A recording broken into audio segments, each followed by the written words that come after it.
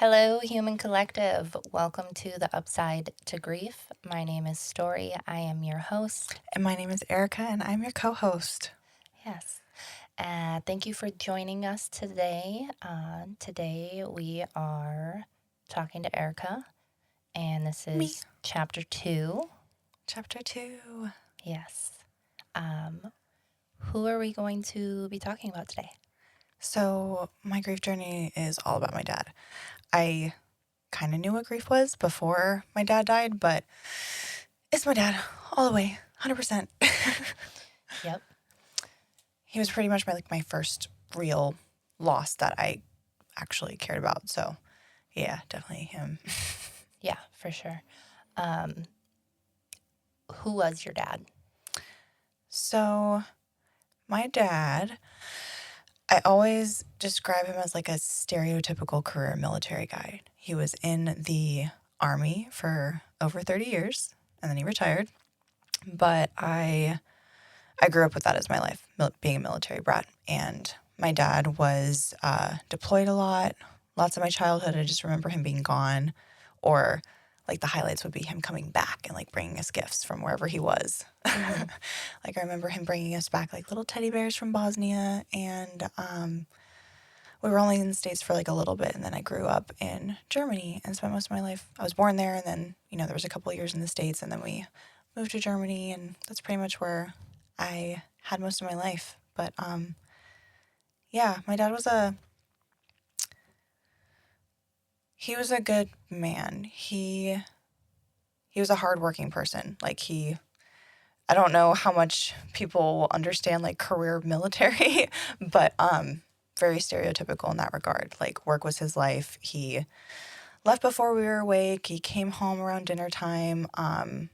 He was gone a lot, and yeah, I just remember, we have like those little bit of moments of grief like we experience when we're younger, and I feel like mine was probably like the lack of a father figure because like he wasn't around so much, and like I idolized him because that's my dad. Technically, I am my mom and my dad's firstborn, but my dad had a previous marriage, so I have a half brother who's older than me. Never saw him as a half brother, but I feel like I was still like the oldest. So my dad, I feel like he had a lot of expectations for me, like being the quote unquote first child, and he was very strict with me. He was kind of a disciplinarian, so he was heavy-handed a lot if I didn't listen, and I was not the type of kid to listen a lot. I argued, I rebelled at every point that I could, and just did not do what my parents wanted me to do. But my dad was very much about like family, community, doing things right and being a good person. Like some of my earliest memories of him are of food, gathering at the table. We would always have dinners together. Sunday mornings, we always had a special breakfast because that's like when he actually was home. Like we woke up on a Sunday, he would make us breakfast. He was very involved in his community at work and outside of work. Like he involved himself in a lot of events. There is a faction in the town that I grew up in that is, it's called the Narrenverein. It was basically a community-based program or group of people where they would get together and organize events and festivals for like the whole town. And my dad was a part of that. And he didn't speak like any German at all, but like he wanted to be a part of the community. Okay. So he like, I don't even really know how it went down, but like he imposed himself and he was like, hey, I can do this. I can sort of speak German. Like, I'm one of you now. So that was like my childhood, like going to a lot of German events, going to bars, and just being around a lot of people all the time. But my dad would always just want to help people or, just involve himself in what people were doing or organize things. And he was very much like that kind of guy, just very friendly, sometimes overly friendly. Yeah, I miss him a lot for that because he instilled a lot of like those little things in me. Like, for example, if he saw a mom in a grocery line who was in front of us, Mm-hmm. and she like had her hands full with her kids or something, like he would like offer to pay for her groceries. Like that's the kind of guy he was. Yeah. I haven't really seen that many people do it since, because I think like if somebody does it nowadays, they're like, what do you want from me? But back in the day, like I saw that happen a lot, and people were just like so grateful and like, oh my gosh, like yes, like that would be awesome. And they just said yes. Yeah, and just that like kindness to other humans for no reason. Yeah. Yeah. Yeah, the kindness for no reason thing. Yeah. Mm-hmm. I think that you embody that a lot. Like I see that in you. I definitely learned it from him. Like I think about it a lot because yeah, I have literally so many like examples of him doing that, and I do it for people nowadays too. Like yeah, like the buying the groceries thing. It's usually if somebody's behind me and it's just like one or two things. Mm-hmm. Yeah, I'll just be like, I'm gonna buy, like to the cashier. Like sometimes I'll just be like, I'm gonna buy their things. Yeah. And I had a really cool moment maybe about last year, and I was like I was having a really bad day. It had to do with my dad, and the short version of the story is I was in Sprouts, a nice little, organic food store. Mm-hmm. And I don't know, this guy was like not watching me, but like I could tell he like recognized the sadness on my face. And I got in line and I had like 2 or 3 items, and he looked at the cashier and he was like, "Ooh," he was like, I'm gonna buy her groceries." And part of me wanted to be like, no, like you don't need to do that. But then I was like, oh fuck. Like that's my dad showing up. Yeah. I always think of like those little moments as like my dad showing up in other people. And yeah, I just let him buy my groceries. And he was like, "Have you ever tried these ice cream cones before?" And I was like, "No, I have never tried those before." And he's like, "Do you want to sit outside and eat one of these with me? See if you like them, and then you can go back in and buy a box." And I was like, "Sure, yeah." And we ended up talking for maybe about like 20 minutes, and it was a really cool conversation. And I ended up telling him like what was going on, like where my head was at, and he gave me like a really good life lesson that maybe I'll share another time. But Yeah. yeah, just like little moments like that, yeah, definitely embody those from him. It's all him. Little moments of knowing. Moments of knowing all the Mhm. time. Mhm. Mm-hmm. That's right. I love that. Yeah. So what was like your relationship with your father? Like what was that like? What was that bond like for the two of you? Yeah. So it was really rough at first, because when I was growing up, the whole military brat thing, him being gone, like all I wanted was a dad. It was very much like quote unquote that story. Like I just wanted my dad. And all the attention that I did get from him wasn't always great because of me not being, I was a rebel. I was argumentative. I was a troublemaker. Like I wanted attention any way that I could get it, and it wasn't always the best way. So we always had like a really close relationship though. Yeah, we just were always happy around each other, and we would do things together. And sometimes things got really bad. Like at one point, I had to go into foster care because our relationship got to that point where some things were happening, and yeah, organizations had to get involved. So after that, I ended up living with my aunt and uncle overseas for about a year. And When you say overseas, where do you oh, yeah. So I was in Germany at this point. So when I say overseas, I was in the States. I was in Wisconsin. Okay. So I lived with them for a little bit. And the reason I bring this part up is because like this was my dad's family. So it's my dad's sister, her husband, my cousin, and I got to learn about a side of him and just my family in general that like I didn't even think about. And of course, so many other positive things happened, but it just kind of like shifted things a little bit for me. Like I started to understand like why he was the way he was. And, from the way that he was raised, I was only 15. So like, I feel like a lot of people go through that phase of like actually understanding that they're parents are real people later on Mm-hmm. in life, like once you actually get to do adult stuff. But Yeah. I feel like I got to see that a little bit earlier just because of the circumstances and situation that I was in with him and getting to live with my family. But I just understood that like he was raised differently and his dad was raised differently and probably his dad was even more harsh. And my dad was never like a bad person. He was definitely one of those cases where like he did not know any better. Like that's what he was taught. And Mm-hmm. there was no education or resources or even like, we don't talk about that stuff, Mm-hmm. especially men Yeah. in that time about like, so did you have to go through this? Like, and the whole empathy thing, like realizing that you're not alone and it's not just you and it doesn't have to be the way things are or because I said so. It just, yeah, it was that era. And yeah, he was a product of that.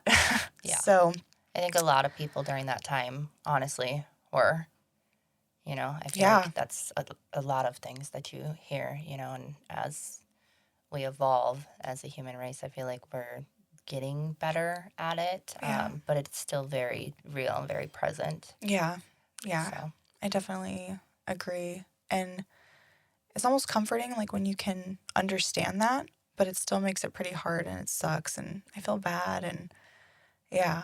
yeah. But So you're in Wisconsin now, yeah, I was in Wisconsin and your and dad's in Germany yes, still. my whole family or my dad, mom, and younger brother are still in Germany Okay. because it's kind of a privilege to be with your family when they're deployed. So like Okay. I lost that privilege, and they knew that they needed to do something with me too because like I just was on a bad path.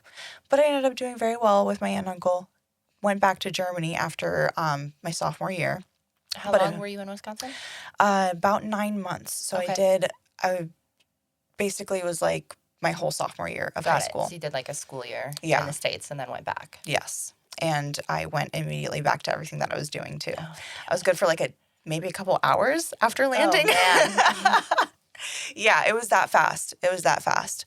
And I thought it would be okay. I thought like my life has changed. I'm a new person. And part of me was like a part of me got woken up, but nothing really changed. And then I basically our relationship was still pretty strained and it continued like that for a really long time.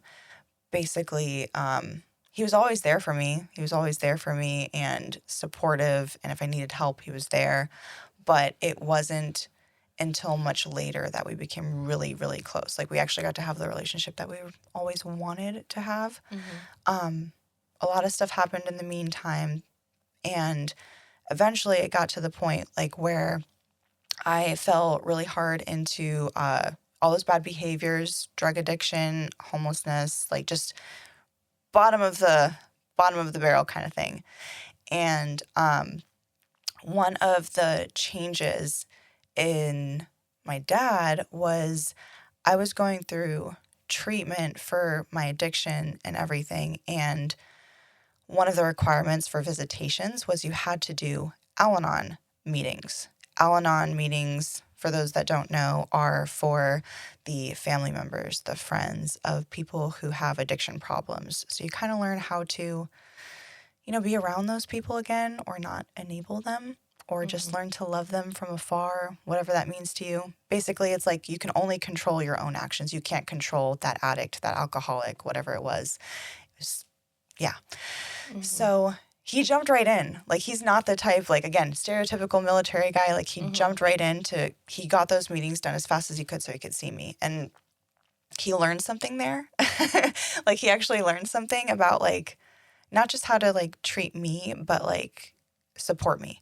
Yeah. And that was besides me just, getting my shit together. I feel like that was a huge turning point. And that was in 2019. And like literally ever since then, we were just everything started to go uphill with us. We were talking more. We were getting together more. I was actually like asking him for help. That was a huge one. Mm-hmm. Because I don't ask for help. I don't like asking for help. But he taught me in the most gentle way. Like, if you need somebody to help you, then you have to like ask them for it. Like, they're not just gonna like hand it over. Like, you have to ask for it, and then the people who want to show up for you will like be there. And he really proved to me, like, besides just being my dad, he proved to me that people out there exist that want to help you. And yeah, it just kept on getting better and better. And then once I was like finally on my own, we would get together every single week. He was like my confidant. He was my he was my best friend. Like, we did just everything that we always wanted to do together. Like, we were doing. We'd go golfing. We would have our weekly breakfast. Something really funny that we did is we created a spreadsheet where we logged our breakfast that we would go to, like the place, and then we would have categories to judge this place. And it was, just general stuff like price, what we ordered. Our little thing that we would do is we would order biscuits and gravy as an appetizer, and then we would order our own meals separately. So we would have a section specifically for biscuits and gravy and how we would rate them. And yeah, most places didn't really stand up to like his biscuits and gravy. So it's always kind of hard. But yeah, we just did everything together, and we were super transparent, and he was so supportive of like everything that I did. And yeah, I just never thought that I would be able to be like that honest with my dad and want to spend that much time with him. Yeah. Like, I would hear people talk about having relationships with their dad like that. I'm like, oh, that's weird. Yeah, like, that's not normal for me. Yeah. But I mean, what it sounds like is that, when you guys hit that turning point, that you guys both put in that work together. Yeah. Which is really beautiful. Yeah. I think it's because we both always wanted that. We just literally didn't know how. Yeah, how to do it. Yeah. And of course, trash on each other's side of the street that we didn't know how to clean up. Yeah. But I think both of us, I really don't think it would have been possible if he didn't start with those Al-Anon meetings, or like seeing what I went through and seeing me also overcome it. I think that gave him a lot of hope that, like, not just like in me, but, oh, she's changing her life. Maybe I can do that too. And he also got really involved with his church, and I feel like that really strengthened his relationship with his faith, and that changed a lot of things for him too, because he's always been Lutheran Christian, but when he really like involved himself, like, I saw a shift for sure. Yeah. So, and you guys are in Germany at this point when this is happening? Are you guys...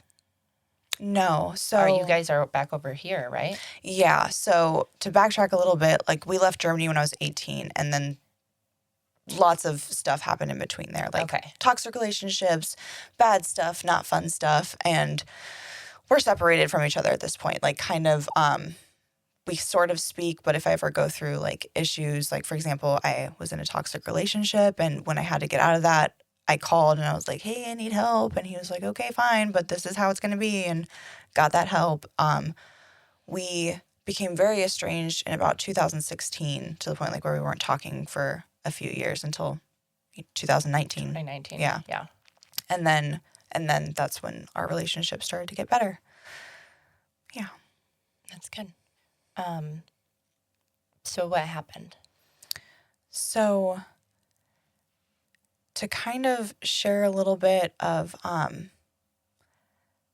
grief journey, like, before I actually like embraced it, my dad was diagnosed with cancer in 2016, and I was living with them, and I was pretty heavily using drugs and not dealing with my grief. Every time I would hear some news about what was happening next, I would just tune it all out.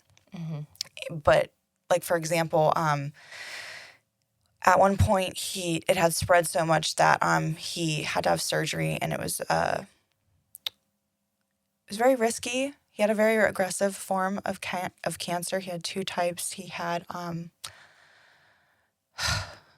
I'll just share about one because it's like the one that killed him. But it was rhabdomyosarcoma, which is a very rare and aggressive form of cancer that usually only presents itself in children. And he had it in so many places in his body. So one of the first surgeries, they kept on telling us like it would be a miracle like if he lived after that, and he ended up living. He ended up surviving. They got the cancer. He lost a kidney in the process and a lot of his colon and stomach, but yeah, he came out of it. But the whole time that I was there, I was locked inside the bathroom like doing drugs because I literally couldn't face it. When he got out of surgery, I remember seeing him and being like, yeah, I'll spend the night with you up here. I spent the whole night in the bathroom doing drugs. So I don't have regrets about that part of my life. At first I did, like before I came to terms with, before I got to the part where I was trying to embrace grief. Like, this is me blocking out grief. This is me not dealing with grief. This is me having grief and just not wanting to do anything with it, not wanting to face it. And yeah, and then basically he was okay, but then we were not okay. And that's when the downhill slope happened and the estrangement. But then in 2019, we got reconnected, and I don't remember when, but we got the news that his cancer was coming back, and that it had spread to a couple places. And he was trying a couple new treatments, but there were just some complications, and ultimately it was chalked up to like, oh, those are just symptoms of chemo, because he was doing chemotherapy pills at this point, because previously he had done different treatments, but this is what they were trying this time. Turns out the cancer was just growing, and that's what he was experiencing. And so in October of 2022, I look back, and one of the things that we did for our breakfast, like our weekly breakfast, is we would take a picture of each other and a picture together and a picture of our food. And when I look back at those pictures, like, you can't see it real time, or I couldn't see it real time, but when I look back at the pictures, like, I see him just getting sicker and sicker. And he still tried to show up for me and for other people in his life. Like, I remember my best friend Rosie coming down and visiting with her kids, and he wanted to take her out to breakfast because he loves her. She's like my best friend from high school, and he wanted to see her and take her out to breakfast, take the kids out to breakfast. They called him Grandpa Mike. And I just remember him trying so hard to like smile and be himself. And I remember like leaning over and asking him like, are you okay? Because I could tell he wasn't. And he was like, yeah, today's not a good day. Like, I feel really bad today. And I remember like my heart sinking. So I was like, fuck. And it just kept on getting worse and worse. And he ended up in the hospital. And it's probably around January that he started getting hospitalized. And I remember just like the drastic change in his appearance, like day to day, week to week. And I remember thinking like, oh, fuck, like, is he going to get better? And eventually he gets to come home from the hospital, and we're still trying to, we're doing certain things, or he's doing certain things treatment-wise, and he's just not getting better. And I remember him calling me one night and saying, like, can you come over? Like, I have something to tell you. And so I came over, and like we sat down, me and my mom and my dad, and I think my younger brother was there. Like, I literally, in my head, I can only see him like sitting next to me on the couch. Like, I can't picture anything else. It's just me and him on the couch. And I don't even remember how the conversation went or how he said it, but he said, like, the doctor said that I have a couple weeks to a couple months to live. And I remember thinking, like, okay, can't cry, like, got to be strong for him, got to be strong for myself, and I just have to put one foot in front of the other. Like, what do I do right now? And I kind of said that. I was like, okay, so what do we do now? What do we do next? And he basically said, like, there's nothing that we can't do. And I remember just, like, holding it together and, like, making my way home and then, like, falling apart. And I was living by myself. Like, I wasn't I don't think I was dating Jim at this point. I think we were like friends and everything, but I remember I went back to my place by myself and just was there. And all the while I am reaching out to people in my support group and just support groups in general, because I was like, okay, I've never done this before and I don't want to do any of this like having regrets. And I feel like that's one of the blessings of anticipatory grief, especially like if you know that your person is going to die, is because you have a choice, and you have a choice to like be present. And it's a whole different kind of difficult, but I made the choice to be present and to live my life so that I could look back, because I knew that my dad was going to die, and I wanted to be able to look back and say like, okay, I'm not going to regret anything. I'm going to say what I need to say. I'm going to ask him all the questions that we're afraid to ask dying people, or people who are dying or who have terminal illnesses, and I'm just going to say them. I'm going to be honest with him where I'm at, because I wanted to know what he would say to me. Like if I told him how hard of a time that I was having or that I was scared, like I wanted to know what he would tell me. I didn't want to like, because I feel like that's part of like the dignity part, giving somebody dignity to be able to like see you where you're at and still be them. And yeah, I feel like we're robbing people if we don't let them have that autonomy. And then a few more months passed, and I remember having, I had a healing session with Sherry, and it wasn't even like I planned it or anything. I just told her, I was like, hey, like I need some help. Like there's something going on in my head. Can you help me? And she's like, yeah, come over.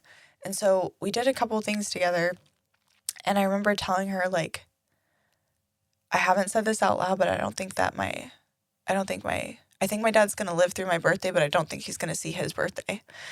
And I remember telling her like, I'm scared to say this out loud because I feel like I'm forcing it into existence. But then part of me was like, no, like I know this. And me saying it out loud isn't like I'm giving birth to it, but I'm taking it back, because like I know that if that is true, like if my intuition is right, then I need to do some things before I don't have him anymore. Yeah. And he just kept on getting worse and worse. And I was getting ready for work the morning of April 16th. It was a Sunday. And I work from home, but at the time on Sundays, I went into our office and I would work there. So I'm getting ready, and I'm listening to a podcast about grief, because one of the things that I did was besides like reaching out to people who had like been through grief, loss, cancer, or losing their dad, like I really tried to share about what I was going through, because I was like, I need to know what you did. Yeah. And in my head, I also knew like, okay, if this worked for you, it might not work for me, but like I need to hear it to know that I can do this. And I was listening to like a grief podcast. It wasn't even like a really good one. It was like a really boring one. So I stepped out of the room to go do something. And then I came back and my podcast was still playing. But I remember thinking like, I need to look at my phone. And I looked at my phone, and I had a missed call from my older brother and my younger brother. Sorry to like jump back a little bit, but we decided as a family that we were going to do a living celebration of life for my dad. So his family and friends came to their home when he was still alive, and we did what we do at celebrations of life, except he was there and he got to see everybody and hear everybody. And my dad was already like kind of there, like ready to go, but he rallied. And people who are terminally ill or, you know, very close to passing, like they will have rallying moments like where you think everything's going to be okay. And I think the energy of everybody like gave him his appetite back for a couple days, his spirit, like his ability to talk. So family, pretty much everybody had left, but my older brother was still here. And my older brother's 11 years older than me, and he lives in Wisconsin. So he was there, and just kind of like, staying for, not vacation, but like just see my dad because, he wanted to spend time with him. But like I saw a phone call from my older brother, and I saw a missed call from my younger brother. And I just knew, and I chose to call my younger brother back. And he picked up the phone and he just said my name, and he wasn't saying anything. And I just told him, I was like, Connor, if you need me, if I need to come over right now, just say yes. And all I could hear was him like choking back tears, and he said yes. And so I hung up the phone, and I remembered something that Jim had told Sherry. And it was a really beautiful experience for them. But the main thing that he shared that I always kept in my head was, don't drive when you're grieving. Or in their case, it was don't ride. But you get tunnel vision. You're not going to do the basics like look in your rear view mirror or your side mirrors, or pay attention to the speed, or even like look around you. Like you will literally just get tunnel vision. Yeah. And I remember telling myself like, okay, I cannot break down right now. I need to get there safely. And I remember just calling my work first and being like, I called my coworker, and I don't know what she thought, but I was like, I need you to cover me, like my dad just died. And luckily she's just a kind human. She was like, of course, like I understand. She said a lot more than that, and like the most exactly what I needed to hear kind of thing. And then I called Jim, and I just got to the house, and it was definitely a blur, and it was so hard, but I just kept on telling myself, okay, speed limit, rear view mirrors, side mirrors, look at stuff around me, be aware. And I ran to the door, and I came in, and they were just all around him. And then, he was just there. And I broke down. Yeah, my life changed forever, like in that moment when I got my brother on the phone. And that whole day, I just kept on thinking in my head, like, do the thing you're not going to regret. Do the thing do the thing that will let you look back and have no regrets. I just kept on saying it over in my head. And what was that thing? Touching my dad's face.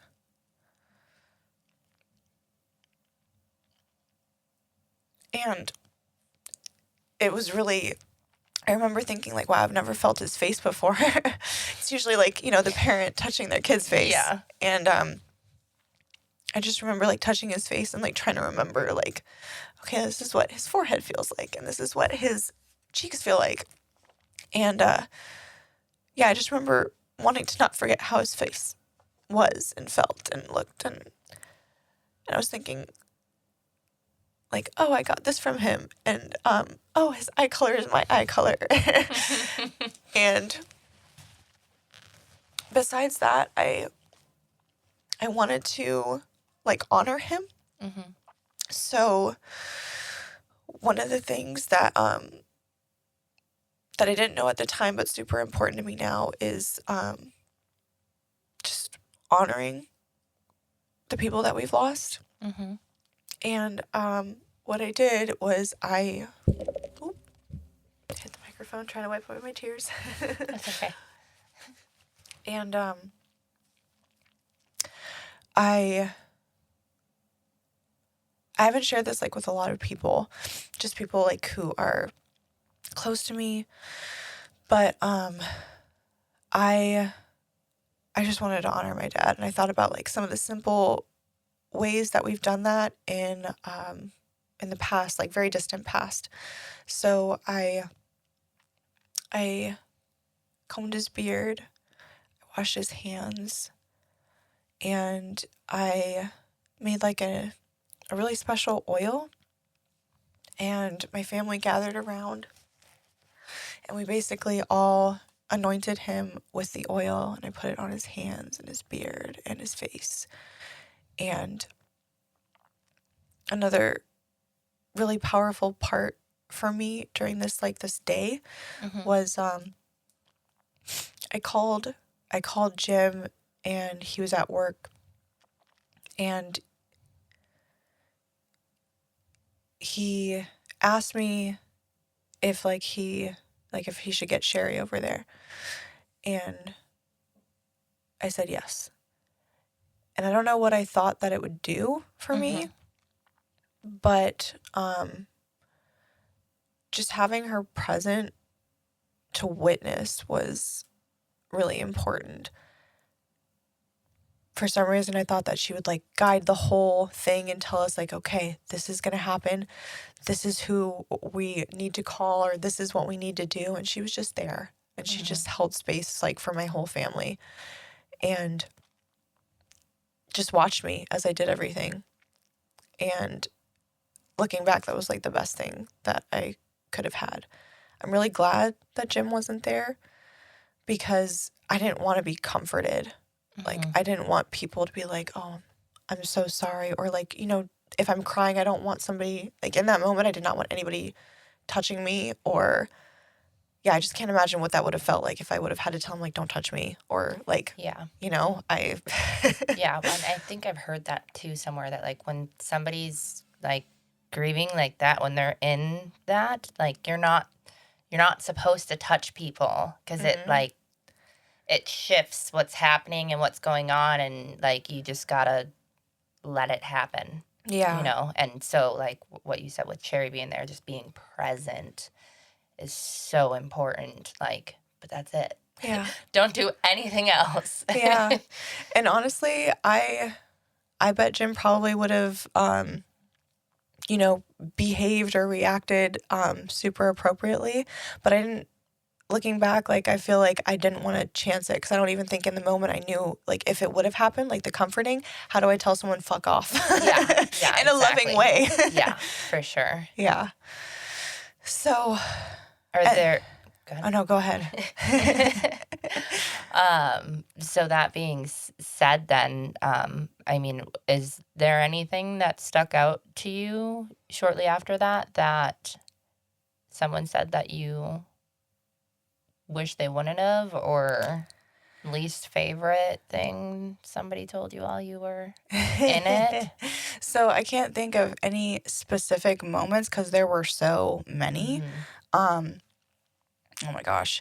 But the next couple of weeks were definitely a blur, because my dad being military, he wanted to be interned at Miramar National Cemetery, but he also wanted to have a service. He planned this. He thought that he had gotten everything prepared for his death, because Mm-hmm. they knew that he was going to die very soon, and so they tried to prepare as best they could. So my dad had it all laid out. He Mm-hmm. wanted to have a memorial service at his church. He wanted to be interned at Miramar, and we did those things. But for example, when we had his memorial service at his church, it was all of his family flew out, and my uncle Doug, he's a deacon, and he helped my dad's pastor of his church lead the service. What's a deacon? A deacon is a religious leader. I don't know how you would define it specifically in regards to what it is, but basically, if you think pastor, but another term for it. Okay. So he was a deacon at his church, and he has a very leader type of quality about him anyways. He's a super gentle man. He was one of the first men to teach me that emotion was okay to show and feel and use to your benefit. Mm-hmm. Granted, he taught it to me at a time when I couldn't fully understand it or use it. He's the same uncle that I lived with in Wisconsin. Okay. But later on, yeah, it was definitely something that was really beautiful. But when we had that service, obviously many members of his church were present too, including my family. And a lot of them came up to me and express their condolence by using the phrases, oh, he's at peace now, he's in heaven now. And I didn't need to hear that. It's kind of hard because we're not taught like what to say in those moments always. And I feel like maybe in their minds that's the appropriate thing to say, especially given the setting. But in my head, it just made me super angry. Yeah, rightfully so, because I mean, like, you shouldn't say those things. I mean, when somebody says that to you, like, what is it you think that they're trying to do? Yeah. You know? I feel like when things like that are said, it's the person trying to comfort themselves because they need to know what makes me comfortable right now? What can I say that makes me feel less bad about this person being dead and all of these people here are grieving him? Now, don't get me wrong, like, those are comforting things to say in the right context. For example, like, let's say that I was already having a discussion, like a really good conversation and discussion about my dad's beliefs, or, whoever I'm speaking with's beliefs, and already sharing about that and opening up that conversation in the first place. Then I feel like it's a little bit more okay to say, like, stuff bring like that. bring your spiritual practices, your religious beliefs into it. Right, because you have that common ground.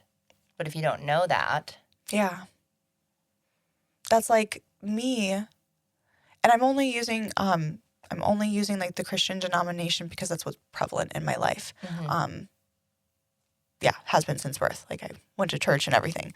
But it could be like, I don't know, me going up to, let's say you're a Christian and you have, you believe that, there's heaven, and that when you die and you basically express that Jesus is your savior, then you go to heaven. Like, your sins are forgiven, blah, blah, blah. That's like me as like an atheist coming up to you and saying, oh, it's okay, they're dead now, they will become worm food. To comfort somebody. They're one with the earth now. They're one with the earth now. They'd be like, no, like, actually, like, this is what I believe. And but lots of people don't understand because they don't try to put themselves in other people's shoes, whether religiously or otherwise. So that's why it made me angry. Not just because, like, you don't know what my spiritual beliefs are, but also, like, I don't understand how that's comforting to somebody who literally is so used to that person being in their human form and present in their lives that they literally, their brain is still adapting to, they still have the thoughts that their person is there. Yeah. Our brains literally have to rewire. It takes some time to get used to not expecting that person to call, like, not expecting that Wednesday breakfast date. Like, I didn't have that anymore. Yeah. So we literally have to adjust our whole brains, how they think, how we process our lives, how we even see the world. Like, one of the things I shared at my dad's memorial service was that it doesn't feel like he is actually gone. Like, I said, it feels like he's just, like, on a really long ride and that he's going to come back soon. And I have to understand that he's not. So that was something that really bothered me a lot. Like, just people telling me, like, oh, he's in heaven now. What would you have rather, or not rather have heard, but, like, what would have been something not so, not aggressive, but, like, what's the right thing to say for you? Well, I remember only one lady did it. And I remember being, like, not confused, but being like, that was different. But she shared a memory of my dad. She said that instead. She said she was talking about how my dad would, it was known amongst, like, everybody, but, like, he would always bring donuts to whether it was Bible study or whatever they were doing when they were connecting, either after service or if he was going for like another event at church, he would bring donuts, little mini donuts. And she told me, she was like, your dad would always bring donuts and I'm going to miss him bringing donuts. And I was like, yeah, just that. Yeah. Like maybe she said like, I'm sorry for your loss. 'Cause you know, that's such a common one that people say. And I know it comes from a good place, but, just her sharing that was like, I really appreciated that instead of hearing like, oh, he's not in pain anymore. Oh, he's in heaven.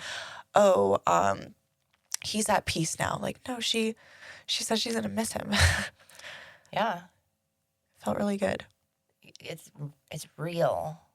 You know, it's more, but like you said, you know, like we're not taught to do that. Nobody teaches anybody how to do this. We don't talk about it, which doesn't make it right, but that's why we need to start talking about it. Yeah, really. You know, because nobody can know if nobody talks about it. Like, but also people have to be willing to listen and take that information and utilize it when it happens instead of taking the most comfortable route for them.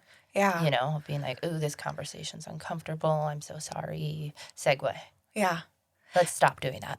It's really interesting that you say that because even like with where I feel like we may have talked about this before, but like even where I'm at with like openly talking about grief or really trying to be there for other people in a way that I feel is softer or more present for that person, grief still makes me uncomfortable. Yeah. Like, absolutely. And we're not like comfortable yeah. ever with it. Yeah. So it's still hard to say. And I feel like, or it's still hard to like think of what to say. And I feel like another one of the most useful things that I have learned is literally saying that. Like saying, I don't know what to say right now, but I'm here for you.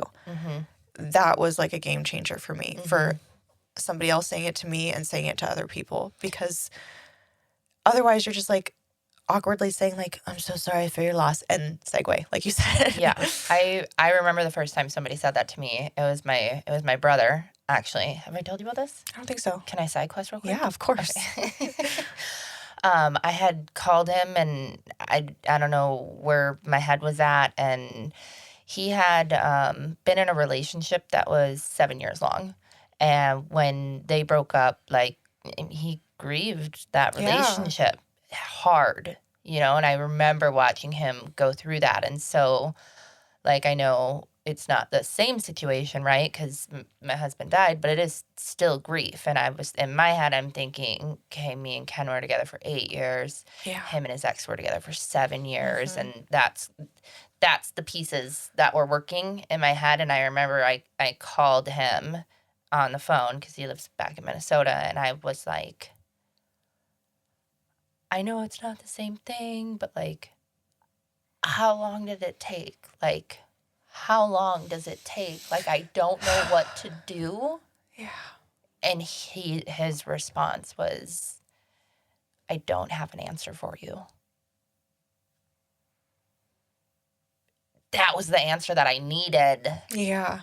I just needed somebody to tell me that. Yeah. You know, it sounds so simple, right? But it's like, seems to be something that's really difficult to say, and then also like know that that's what you need. Yeah. I just needed the truth. Yeah. Instead of like another useless platitude like, time will heal you. Time heals all wounds. Time heals all wounds. Fuck it does. Fuck you. Fuck you. Yeah. He actually said exactly the truth. And I felt like this like pit in my stomach when he said it, but I also just felt like this.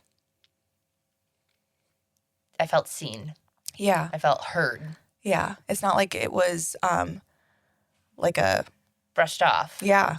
Yeah. You weren't brushed off like he heard you, but it wasn't, I mean, it's still a painful answer. But it doesn't, I feel like I don't know what you could compare it to, but it's not like it's a stab in the heart or the back with other No. things. It hurts, but you're like, maybe it's like, it's almost like, wow, this hurts so bad, but like, I can deal with that answer. Or like, I will take that for now and I can carry that. Maybe that's like the first glimmer of like, okay, like maybe I can hold this. Yeah.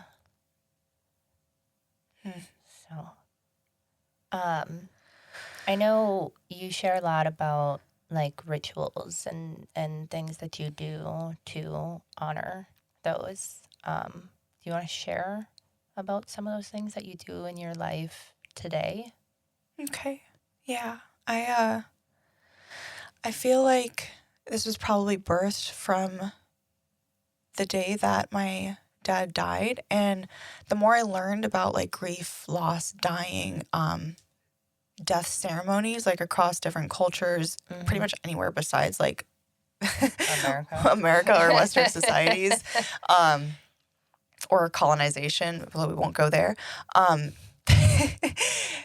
There's death ceremonies, there's rituals. I mean, we live in California. A huge one is Dia de los Muertos. That's like making an ofrenda, like an altar for your loved ones, putting their favorite things on there and having it in your home and looking at it all the time, remembering your people and celebrating them. Like, it's usually a party. There's, of course, like sadness in there, but I feel like that's created when we use our hands to create something or do something. There's beauty that comes out of that and love that pours into whatever you're creating. So over time, I realized how important it was. And I think it was birthed from like the day that my dad died because of like, you can call them rituals. Rituals are like habits or routines or things that we do in a certain way or very intentionally to an end or a purpose. And when I thought of my oil ritual and basically, making my dad, just like honoring him, like it was very biblical. It is rooted in biblical things, but there's so many other different cultures that do rituals. So a lot of what I do now to connect with my dad or honor my dad is very ritual based. And that doesn't mean that like I am, performing all these things. It can be very simple. Like if you think these things, I feel like if you know me, then when people think ritual, they think like, that it's something completely different than what it is. But we do rituals every day. I mean, you can, if you want to give it another word, just think about like, what is your morning routine? Yeah. Like, what do you do in the morning time to get ready? It's like 2025. We can call them rituals, right? It's a morning ritual. It's a morning ritual. I do my smoothie. I brush my teeth. Like, seriously. Morning Thank ritual. You. Yeah. So that'll be my new hashtag when I make smoothies. Morning ritual. So it's little things like that. Like I do have an ancestor altar, and Jim has also contributed to this. It has my dad on it, and it has his mom, and then we have two dogs on there. One of Jim's fur babies and one of our dear friends' fur babies that was lost this past year, who was really close to us. Not his ashes, but like something to represent him. So one of the things that we do together is we tend to that. For Jim, we get his mom flowers on a regular basis. For my dad, I like to burn things for him. He liked to smoke cigars, and I'm not a cigar smoker, or I don't do tobacco in any way anymore. So I'm not gonna burn tobacco for him anymore. Sometimes I'll smoke a cigar like at his grave, but we'll light candles. A candle is a super simple ritual that you can do, just lighting them and remembering them. And beyond that, I just do things super intentionally if I'm thinking about my dad. For example, rituals for those dates that are really hard, whether that's a birthday, a transition day, an anniversary. or just anything else that's significant. Like, I will do something special for my dad. Usually it involves breakfast food. I think we've covered the breakfast and the food part of this. It's the best kind of food. But that's what we do. Like, the very first, I think it was Father's Day without him.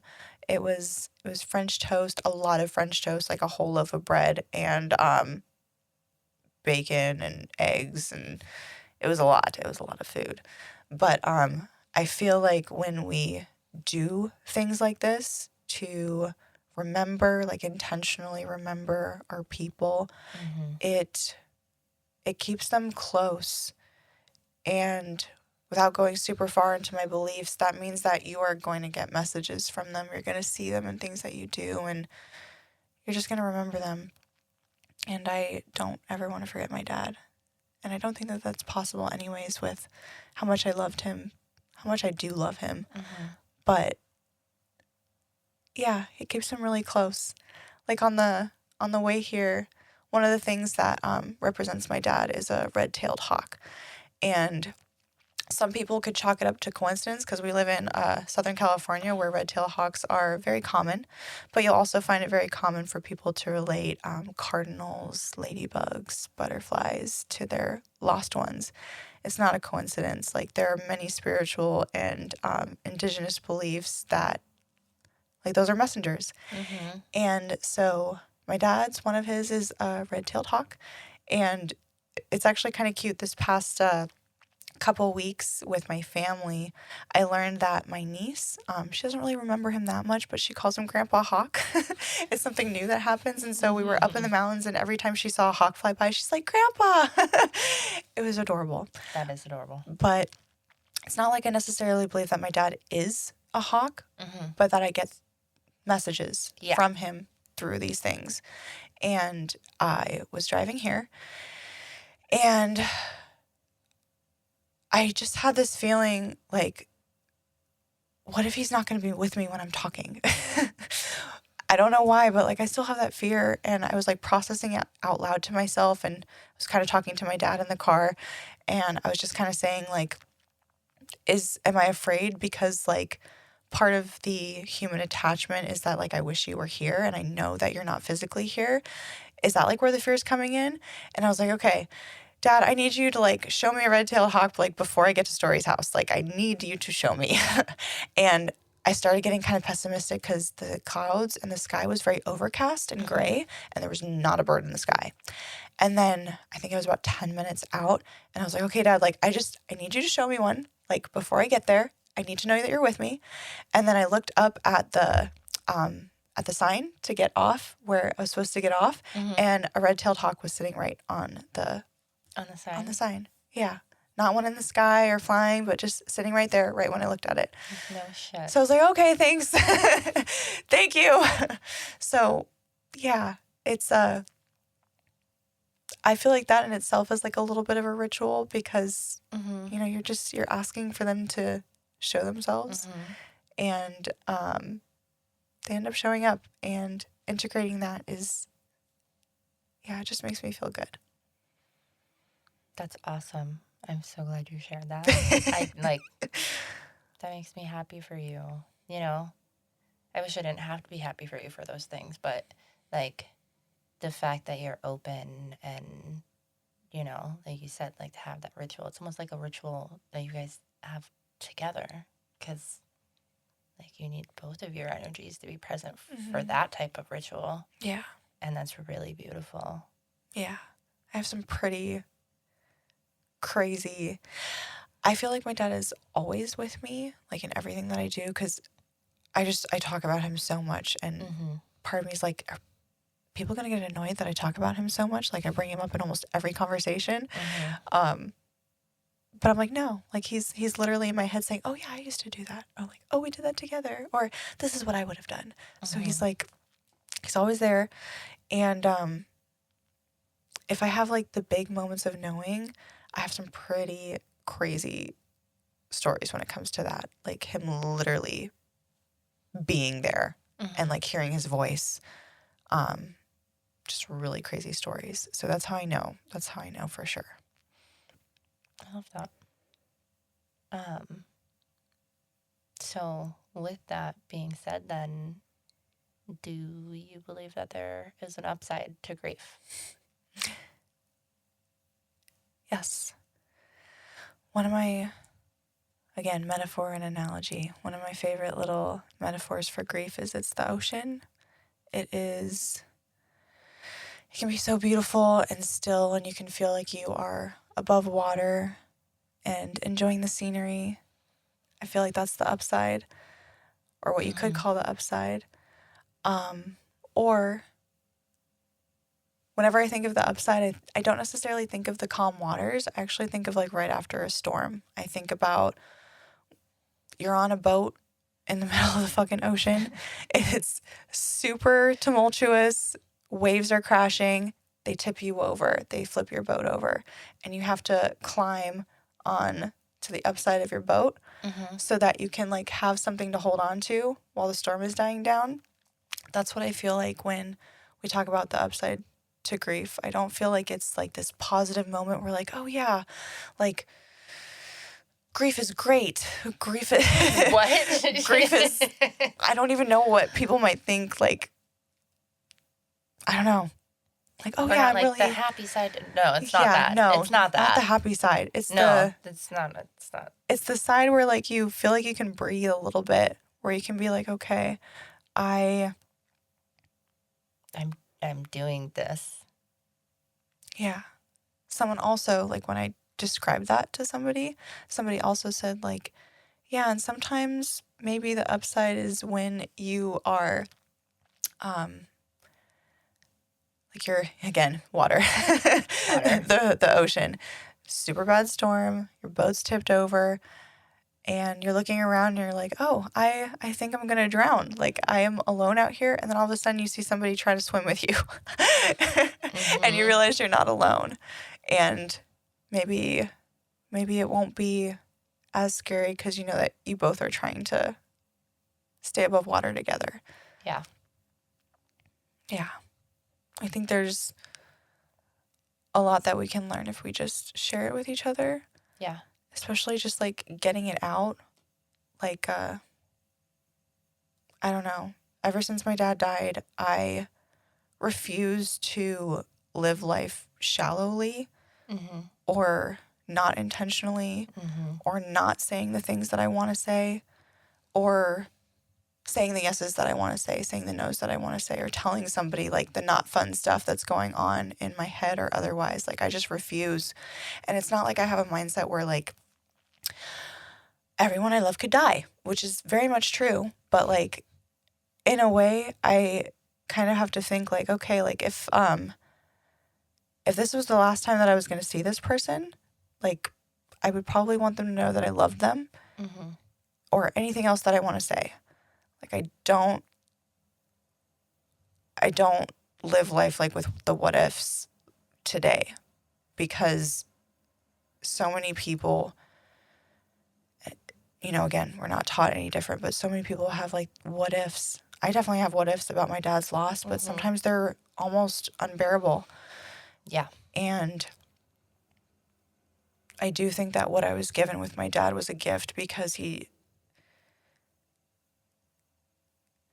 taught me how to like live more fully, or I taught myself that, whatever. I definitely think that he was a part of it.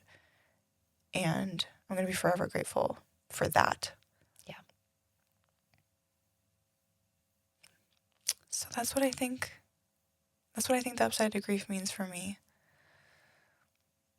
That I'm not drowning. That I'm not drowning. Yeah. That I'm not dying. I'm so glad you're not drowning. I really like that. That was really beautiful. I've never thought about it that way. Water. Always. Awesome. Well, I love you so much. I love you too so much. And thank you for taking the time to share in the space. Yeah.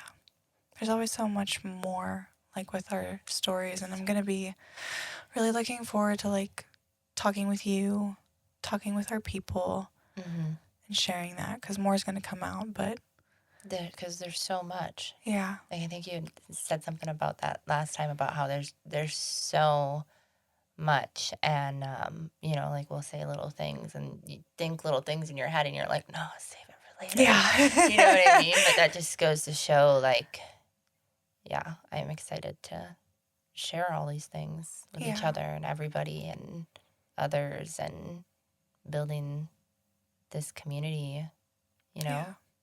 I feel like every time that somebody shares about like what their experience was or what they learned or what they did or what they do now, like for example, some of your stories about going to the ocean and getting like those moments of knowing, Mm-hmm. I feel like being able to share that with people will let people know that it's possible Mm-hmm.